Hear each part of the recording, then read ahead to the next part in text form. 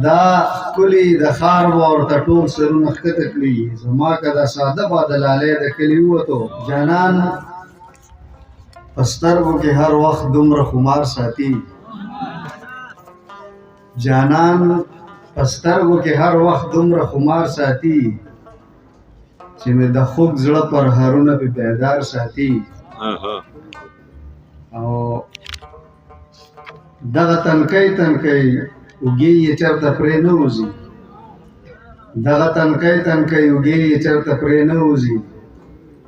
دا چې پې هر وخت د تورو زلفو بار ساتي دغه تنکۍ تنکۍ اوږې یې چېرته پرې نه وځي دا چې پې هر وخت د تورو زلفو بار ساتي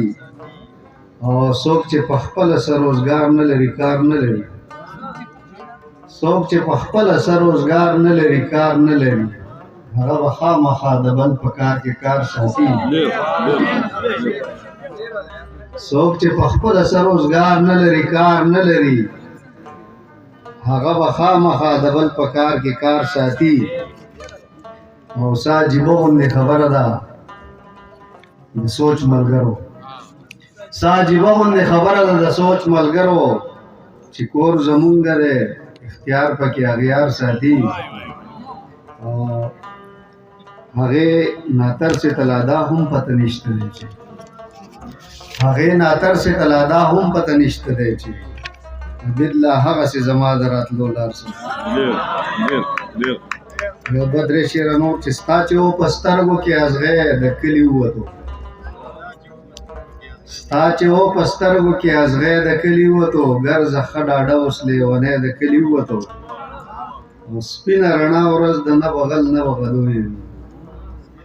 سپینه رڼا ورځ د نه بغل نه بغدو یې وي خپل که سره خپل شو پردی د کلي ووتو سپینه رڼا ورځ د نه بغل نه بغدو یې وي خپل که سره خپل شو پردی د کلي ووتو او دا شعر دی چې دا ښکلي د ښار به ورته ټول سرونه ښکته کړي دا ښکلي د ښار به ورته ټول سرونه ښکته کړي زما که دا ساده بادلالی د کلي ووتو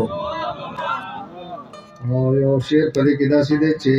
ستا د مخ شوخۍ ته هډو ټینګ نه شو ایثار نه شو